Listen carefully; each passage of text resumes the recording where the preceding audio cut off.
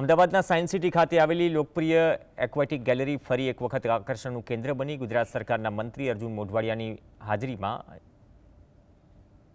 તાજેતરમાં જન્મેલા south African પેંગ્વિનના 2 નવા બચ્ચાઓનું ઉત્સાહભેર નામકરણ કરાયું. આ બંને બચ્ચાઓને શૌર્ય અને વીર નામ અપાયું. શરૂઆતમાં અહીં 5 સાઉથ આફ્રિકન પેંગ્વિન લવાયા હતા, પરંતુ અનુકૂળ વાતાવરણ અને યોગ્ય સંભાળના કારણે તેમના પરિવારમાં સતત વધારો થઈ રહ્યો છે.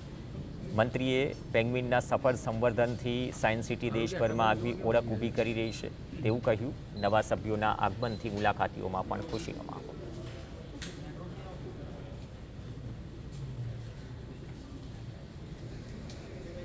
એક્વાટિક ગેલેરીની અંદર અનેક સમુદ્રી જીવોની સાથે અહીંયા એક સાઉથ આફ્રિકન પેંગ્વિન પરિવાર છે, એ પણ એટલું જ લોકપ્રિય છે. આ પેંગ્વિન આપણે સાઉથ આફ્રિકન પેંગ્વિન છે, શરૂઆતમાં 5 લઈ આવેલા, એમને 3 બચ્ચા થયા એના પછી, અને હમણાં જ 9 મહિના પહેલાં એને વધારાના 2 બચ્ચા પણ જન્મ આપ્યો છે. તંદુરસ્ત છે.